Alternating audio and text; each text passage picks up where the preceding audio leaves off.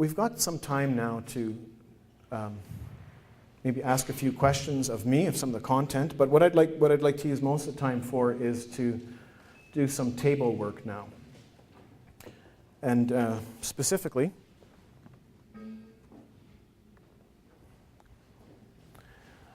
I'd like us to do a little bit of reflecting on the practices, the models that have shaped you and your congregations in good ways, that brought you to faith, that made your congregation a faithful congregation in years gone by. Or, think about the older generation in your church. What is it about their experience of church that allowed them to witness well when it was required of them, and to be salt and light? So in other words, it's an attempt for us to tell a few stories, encourage each other, take a little bit of healthy pride in the tradition in which we're in, and even if you're identifying practices that your church really doesn't do anymore, maybe it's foot washing, or something else. But think about those. Maybe it's the women's sewing circle that your grandmother was a part of, and what they did with those blankets. Or maybe, so practices, things that shaped habits and then shaped the identity of those individuals to make them the kind of people that they were. Or maybe you can talk about your own story too. So that's the task, and I want you to share with each other about that, and then we'll gather afterwards to hear from some of the tables. That we won't have time for every table to sort of report, but we have mics here that we can maybe place around, and you can come up to the mic and share some of those stories that should not be forgotten, right? And that we should take note of.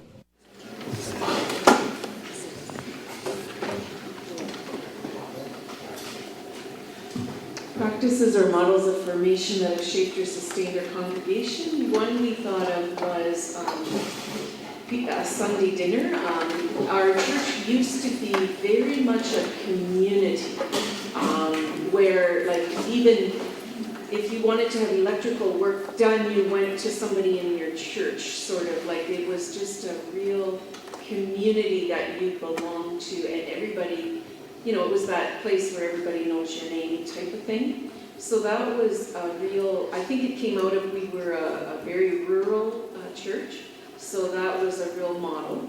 The other practice that we talked about was, and I call it the fear of hell, and like we would have, in our church historically, we had every November, we had, it was like a revival meeting. And so after a revival meeting, historically, like I was just a child, but, after a revival meeting, then a whole bunch of youth would have come up to the altar, and then they would get baptized. And then we had like 2 weeks of summer Bible school, and the whole fear of hell was taught behind the pulpit, it was taught in the Sunday school class, and it was taught, at summer Bible school. So it was a really strong motivator for people being part of the church. Thanks.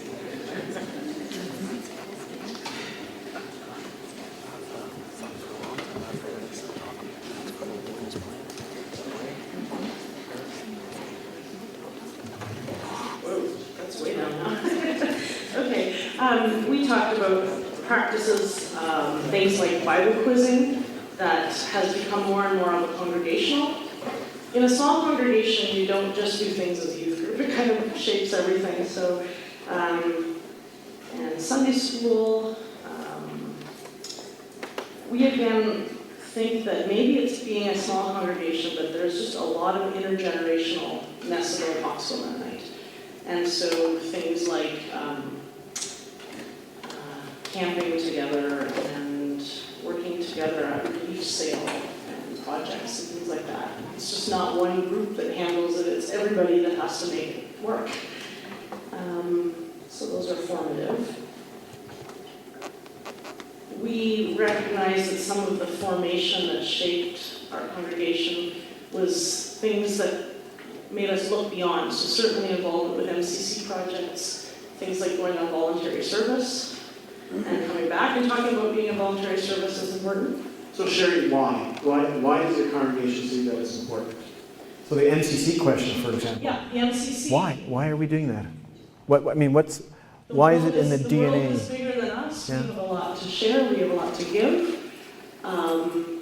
People have been shaped by experiences being outside of themselves. I think that probably led to the refugee sponsorships and those kinds of things. So the value of relationships, the world is bigger. We have a lot to share, I think, stewardship kinds of things right now. And then the other thing that we talked about, and it's maybe not the pride story for Hawkesville, but I think it's part of a lot of congregational stories, are the hurtful things, the painful experiences in the past, and that shapes a congregation. We weren't there for a lot of this, but in the late 60s, sort of an exodus of a number of families who left to go to the Bible chapel congregations. And we're not talking one family, but many families. 1984, Hawkesville was involved with their youth group in the hayride accident.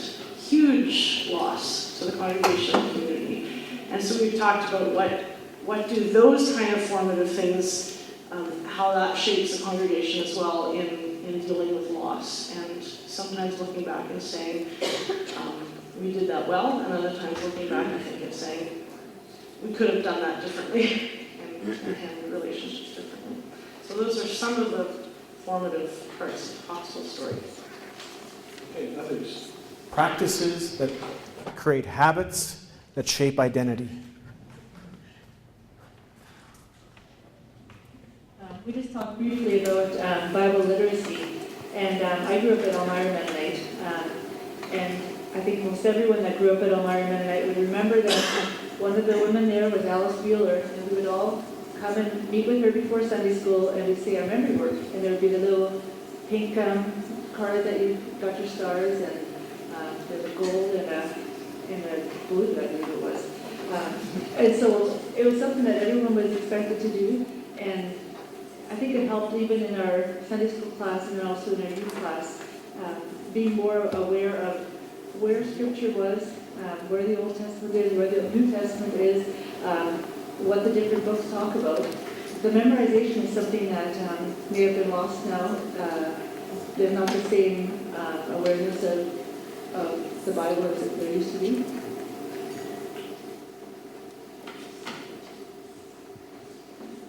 We echoed a number of things that have been said here in terms of the service projects and formation that happens. But we also were connecting the ideas of things that are happening in our broader society, which we've been unpacking here this morning. And so the essence of community being very formative in the past, but connecting that insightfully with what was happening in the broader culture around Depression era. And that was something in the broader society too. So from a Depression era, you counted on your neighbors. It was important to connect it as a community. So that was a point that we had made. We had also talked about Sunday school. And our history at Rouge Valley is a coming together of some congregation. And one of the congregations that came together to form Rouge Valley had its own history as well. And part of that was the Sunday school story. And Sunday school being sought by a number of people within that community as being important for formation. And we're sort of now at this point in time in history, looking back at that contention around Sunday school and saying, some of the resistance around Sunday school by the older members of that community was that transitioning biblical formation and understanding from the family to the church was going to be a problem, or they were seeing it as being a problem. And where I stand now, I would want to sort of say, yeah, there were good reasons for moving towards Sunday school, But man, were they ever right in flagging some of the cautions that they were flagging at that time. So there were good things in it, and yet that tension is something that we needed to pay attention to more.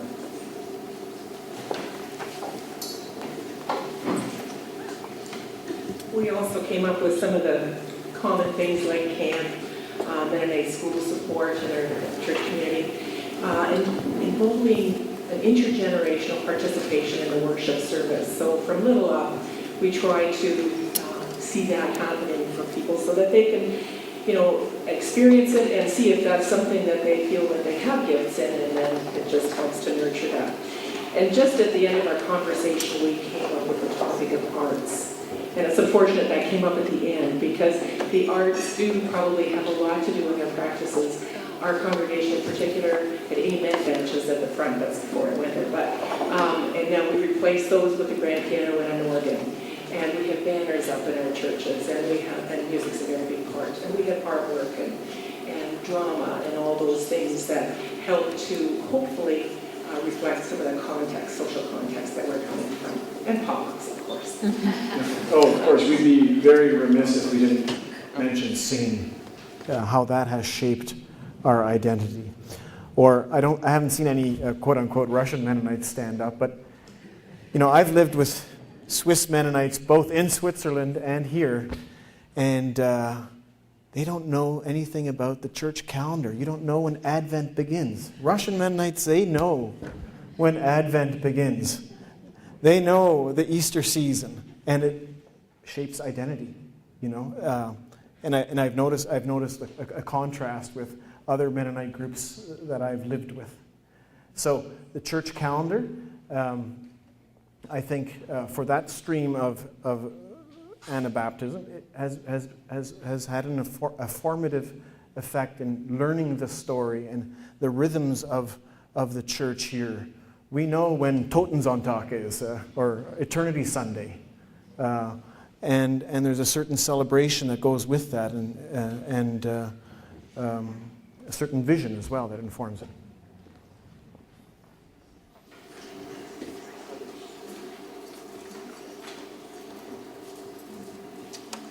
Ones that formed me as part of my family, but was also, I think, a congregational expectation, which was that every Saturday night before church on Sunday morning, there was a ritual of studying your Sunday school lesson, memorizing your verse so that you could say it the next day and receive your star, and polishing your shoes.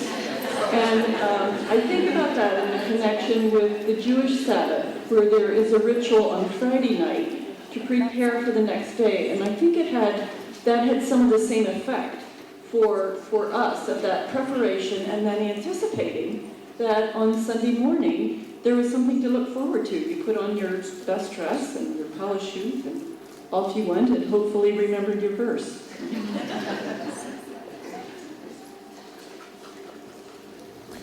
In the literature, the missional literature, emerging church literature, very often they mention the tragedy, the Amish shooting at Nickel Mines, and they ask, how did the community respond so naturally the way it did? In other words, how were they shaped to be able to give such a surprising response to such a tragedy, right? What are the practices? So I want to just make sure we flag our own commitment to nonviolence. What practices were you involved in, or your parents involved in, to instinctively shape within your lives that kind of a response, or that kind of a commitment to Christian nonviolence?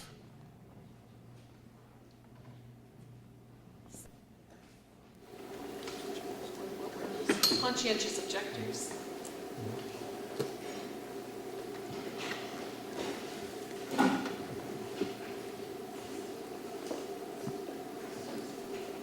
I think in my family around that it would be the storytelling. Because my father-in-law went to SEAL in the Second World War, and we've heard those stories over and over and over again. So I think it's part of the storytelling of the stories which nurtures the faith in our family, and that is really carried on to my children and so on. And it used to be that we, Anabaptists had the Martyr's Mirror in their home or in their church, and it was read, and those stories were told, and those models were there to fuel our imagination and to give us models that we could try and follow and think of how that might look in our own time and place. Arnold? Oh. The Franklin Conference in Pennsylvania, where I grew up in the 1950s, actually published a book of all the young men who had been in civilian public service camps or thrown into service during World War II. They had pictures of all these guys and the places where they had served and the years, and then had a narrative about that. And as a kid, 3 of my older cousins were in that book, and they were my heroes.